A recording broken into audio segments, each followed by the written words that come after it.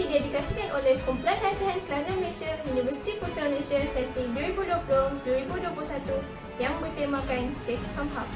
Apa itu Safe from Harm? Safe from Harm ialah satu inisiatif oleh World Organization of Scout Movement untuk memastikan seluruh pengakap komited melindungi kanak-kanak dan orang muda pada setiap masa. Objektif video ini adalah untuk memberi pendedahan mengenai pelaksanaan selamat dari bahaya, polisi perlindungan kanak-kanak PPM dan latihan orang dewasa berkenaan polisi selamat dari bahaya. Antara isi yang akan kami kongsikan ialah prinsip dan mekanisme selamat dari bahaya, jenis-jenis bahaya dan lain-lain lagi.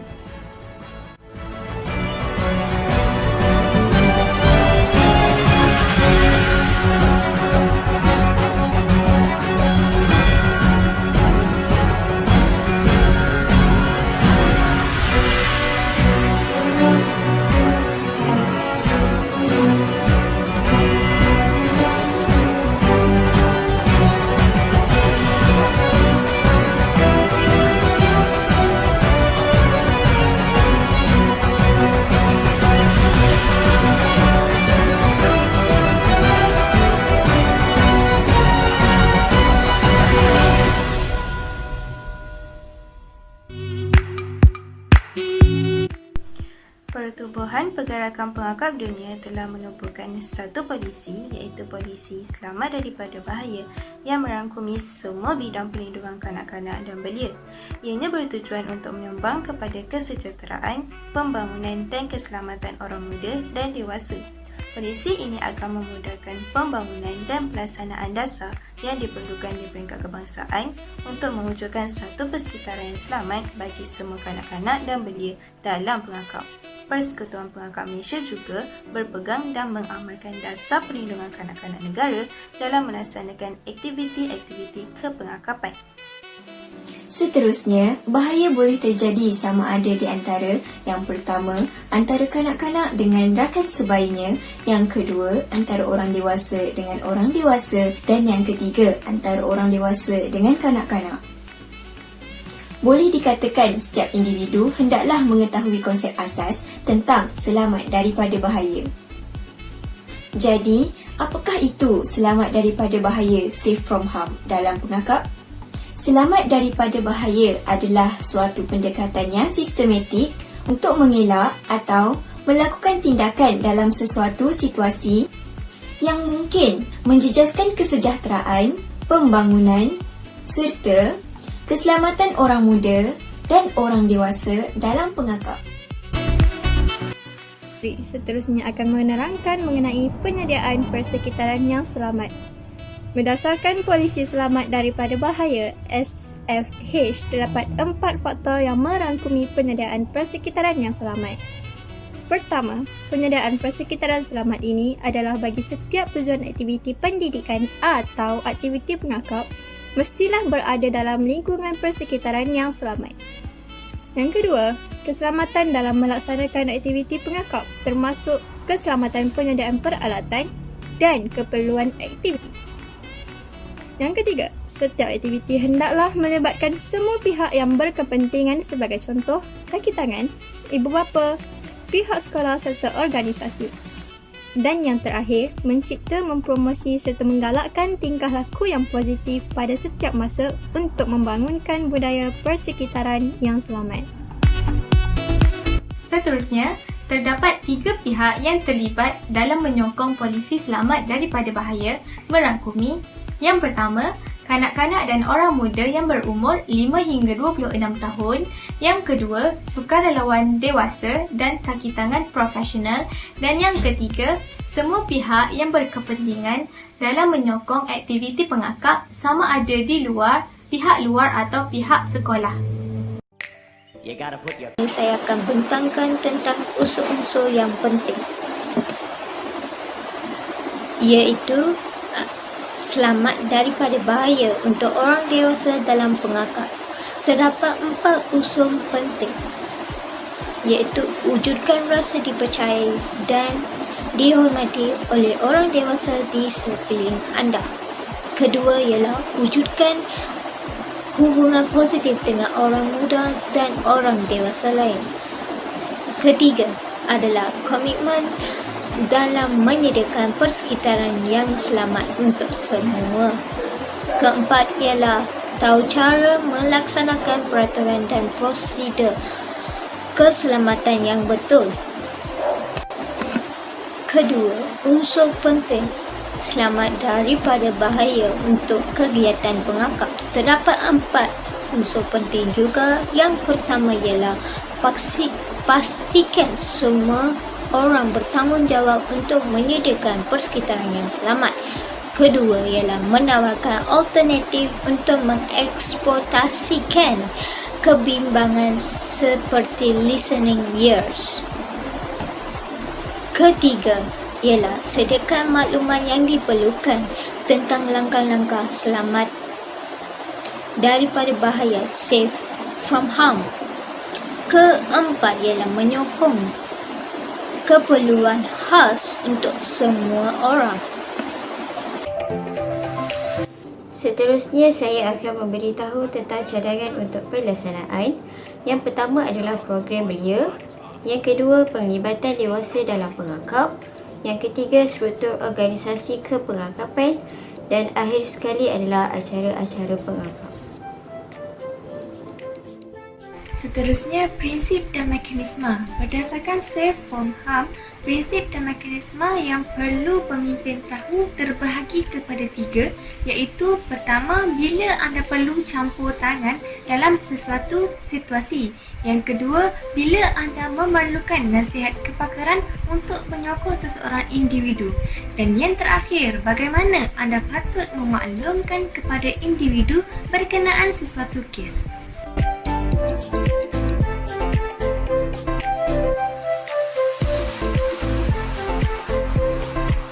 Seperti mana yang kita sudah sedia maklum, kita sendiri sudah tahu tentang apakah yang dimaksudkan dengan bahaya. Dan sekarang kita akan beralih kepada jenis-jenis bahaya. Okey, bahaya ini dia terbahagi kepada 4 jenis. Dia terbahagi pada 4 jenis, iaitu pertama sekali adalah bully, yang kita semua tahu, bully. Dan kedua ialah pengabaian. Pengabaian maksudnya kita tidak mempedulikan tentang sesuatu. Ketiga, keganasan dan penderaan, yang kita sendiri pun sudah sedia maklum sebab banyak dipaparkan di dalam akhbar, di media-media massa. Dan seterusnya adalah eksploitasi. Okey, first sekali kita akan masuk tentang bully. Okey, bully ni dia berdiri atas 2 perkara.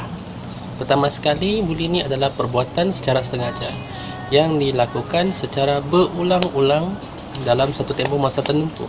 Maksudnya perbuatan tu dilakukan berterusan.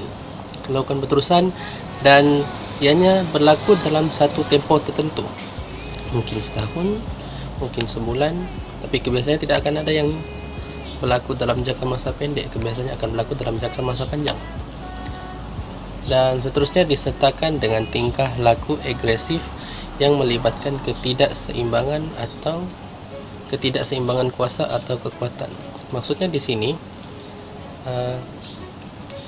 bully ni dia bukan setakat perbuatan yang biasa-biasa. Bully ni dia kebiasaannya akan diikutkan dengan tingkah laku yang agresif, tingkah laku yang kasar, yang menampakkan bahawa di situ adanya ketidakseimbangan kuasa dan kekuatan. Maksudnya yang kuat akan membuli yang lemah, yang berkuasa akan akan melakukan apa saja yang dia mahu kepada orang-orang yang tiada kuasa.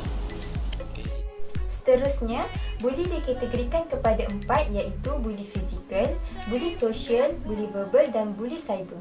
Yang pertama, bully fizikal ialah secara sentuhan fizikal yang boleh menyebabkan kecederaan nyata dan boleh dilihat seperti memukul atau menumbuk. Perbuatan ini juga boleh berlaku kepada sesiapa sahaja tanpa mengira usia. Yang kedua ialah bully sosial. Bully sosial ialah menakut-nakutkan seseorang kanak-kanak dengan penggunaan isyarat atau pengecualian sosial seperti memulau. Bully ini juga berlaku apabila seseorang atau sekumpulan cuba untuk mengancam atau memusnahkan reputasi individu lain dengan menyebarkan kabar angin secara terbuka dan menghindari seseorang. Yang ketiga ialah bully verbal. Buli verbal ialah apabila pembuli menggunakan bahasa yang tidak sopan kepada mangsa buli. Contohnya, mengusik atau menggunakan nama panggilan yang tidak menyenangkan. Buli verbal ini biasanya lebih sukar untuk dilihat dan diberhentikan. Akhir sekali ialah buli cyber. Buli cyber berlaku melalui alat-alat digital seperti telefon bimbit dan komputer atau juga dipanggil sebagai cyberbully. Hal ini sering berlaku di platform laman sosial seperti Facebook, Twitter dan Instagram. Sebagai contoh, menghantar mesej atau pesanan yang menghina kepada seseorang. Terdapat 4 kesan buli terhadap mangsa. Antaranya ialah mangsa akan lebih cenderung untuk berasa tertekan dan rasa rendah diri terhadap keadaan sekeliling. Selain itu, mangsa akan kerap tidak hadir ke sekolah atau aktiviti-aktiviti yang dijalankan. Hal ini kerana dia akan berasa takut dengan pembuli. Seterusnya ialah yang paling teruk ialah mangsa akan mudah rasa sakit dan ingin membunuh diri dan oleh kerana berasa putus asa. Selain itu, pemimpin perlu memberi perhatian serius terhadap kanak-kanak sebagai mangsa buli dengan cara: pertama, tidak menyalahkan kanak-kanak tersebut. Kedua, memberitahu mangsa untuk mengabaikan gangguan tersebut. Ketiga, jangan terlibat dalam tindak balas fizikal. Keempat, mendengar dengan teliti aduan daripada mangsa buli. Dan akhir sekali, melaporkan gangguan-gangguan tersebut kepada pengamal undang-undang.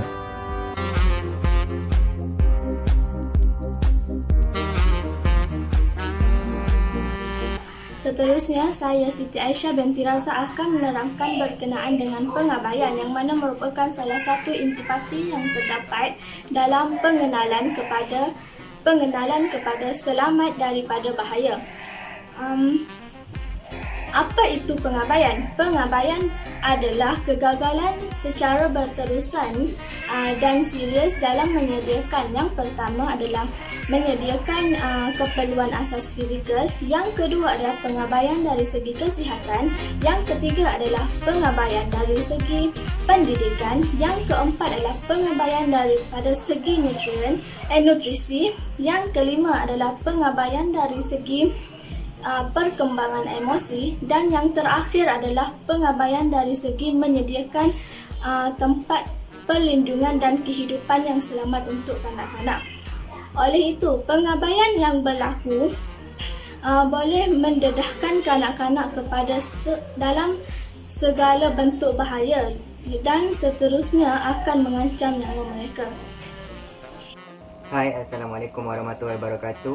Nama saya Adam bin Yadi Arifin, nombor matrik saya 200788. Pengabaian boleh mendedahkan kanak-kanak kepada segala bentuk bahaya termasuk: yang pertama, mengancam nyawa mereka seperti pembunuhan, penderaan. Yang kedua, penafian hak kanak-kanak dalam mendapat keperluan asas seperti makanan, pakaian, tempat tinggal dan lain-lain. Yang ketiga, kanak-kanak terdedah kepada bahan-bahan berbahaya seperti ubat-ubatan, alkohol. Yang keempat, amalan yang berbahaya seperti pelakuan ganas, pornografi dan pelacuran. Seterusnya ialah tingkah laku mangsa pengabaian adalah seperti yang berikut. Yang pertama, kanak-kanak sering tidak terurus. Yang kedua, kanak-kanak memakai pakaian yang tidak sesuai. Sebagai contoh, memakai pakaian yang tidak sesuai dengan cuaca. Yang ketiga, kanak-kanak sentiasa berasa lapar dan mencuri makanan. Dan yang terakhir, kanak-kanak sering mengadu melihat ibu bapanya yang mabuk atau lebam akibat daripada dipukul.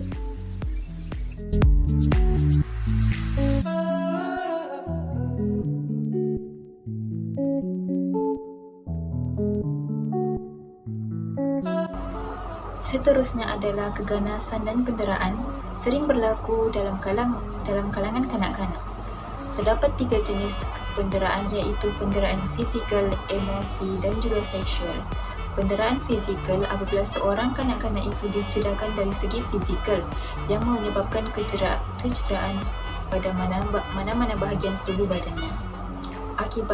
Disebabkan akibat kekerasan atau penggunaan ejen yang disengajakan kepada tubuh kanak-kanak tersebut. Seterusnya adalah penderaan emosi. Penderaan emosi apabila seorang kanak-kanak dicederakan dari segi emosi dan menyebabkan gangguan yang boleh dilihat pada fungsi mental atau emosi kanak-kanak tersebut, dan yang menyebabkan dia kemurungan, keresahan, penyendirian dan perkembangan lambat.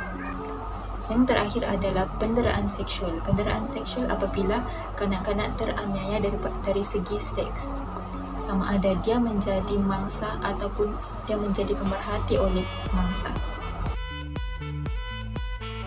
Apakah yang dimaksudkan dengan penderaan fizikal?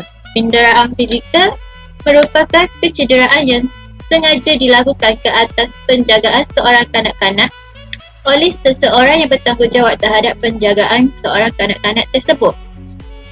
Penderaan fizikal biasanya menyebabkan leban, patah tulang, luka akibat kesan dibakar serta melecet.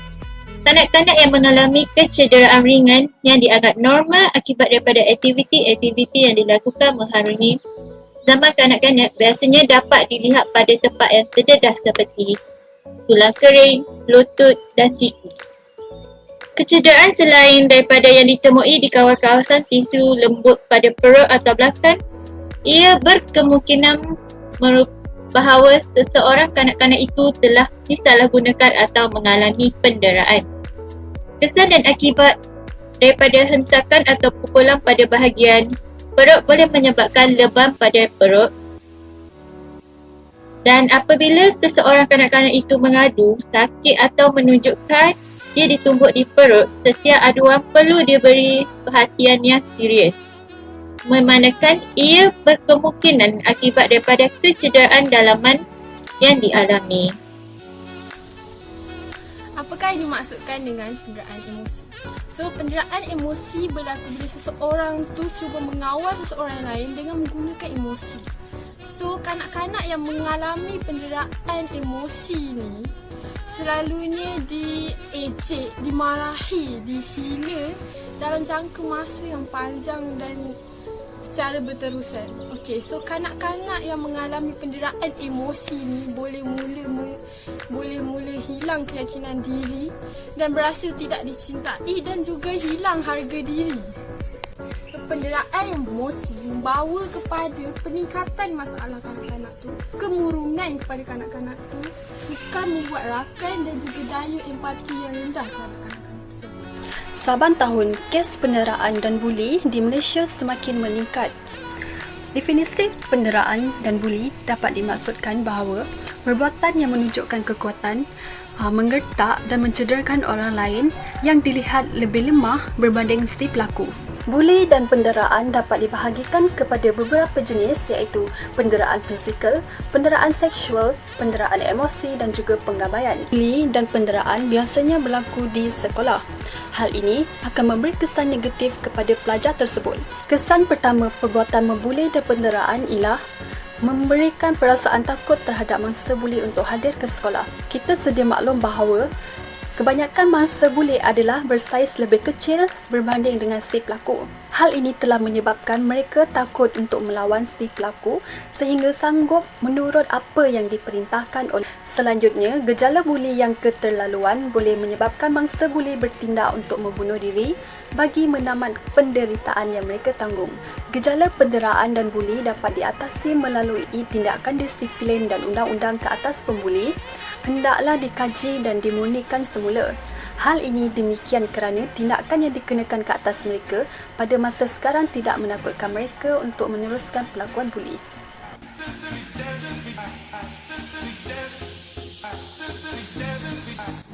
Selamat sejahtera dan salam pengakar.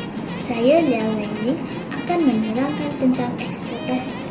Eksploitasi merujuk kepada penggunaan kanak-kanak dalam aktiviti yang membolehkan pihak lain mendapat faedah dari segi kewangan, seksual, politik serta kepentingan lain.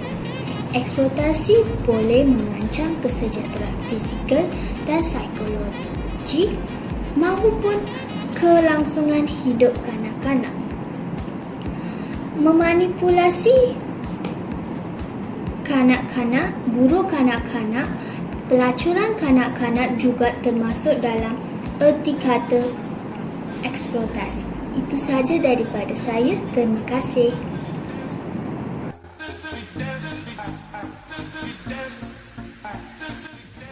Salam pengakap. Kod etika pemimpin. Pertama, melayan semua orang dengan maruah dan kehormatan. Yang kedua, mengingati perbezaan kebudayaan. Ketiga, menjadi suri teladan kepada orang lain.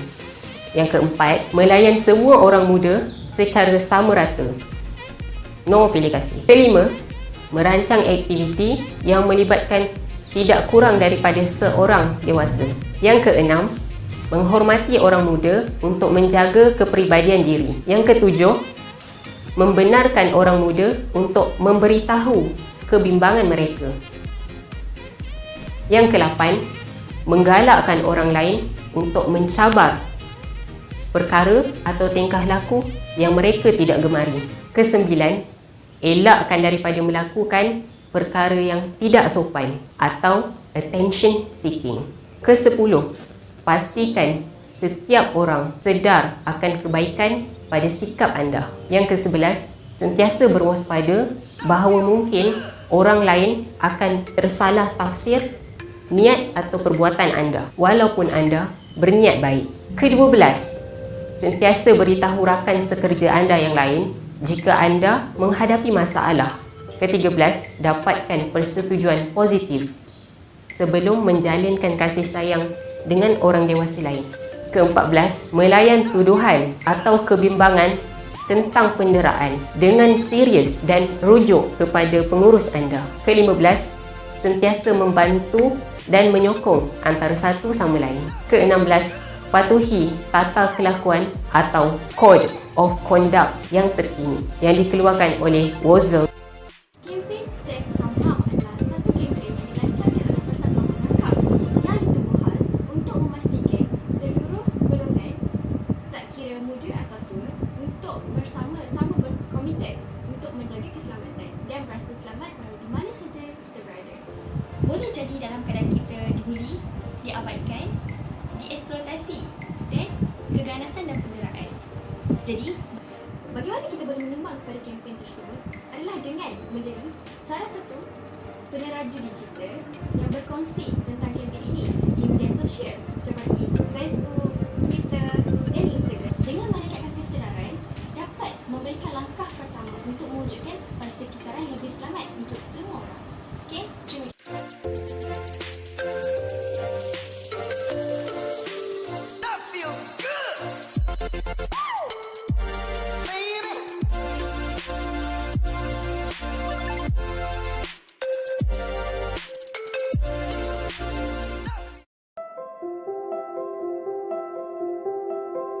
Umumnya, ketika kanak-kanak berada di rumah, ibu bapa atau penjaga bertanggungjawab terhadap keselamatan mereka. Dalam kata lain, segala hal yang berlaku haruslah di bawah pengawasan ibu bapa, dan merujuk perkataan selamat, ia sinonim dengan usaha mencegah kemalangan atau musibah. Jika dikaitkan tragedi kemalangan itu, ternyata kanak-kanak terbabit belum mengerti apa itu bahaya. Hal ini termasuklah keselamatan anak-anak ketika mereka berada di dapur. Kanak-kanak dikenali dengan sifat suka mencuba sesuatu yang baru ataupun suka membantu ibu serta ahli keluarga yang lain. Ikut merupakan salah satu perbuatan yang boleh membahayakan keselamatan anak-anak. Peralatan dapur yang tajam mendatangkan risiko kecederaan yang tinggi terhadap mereka.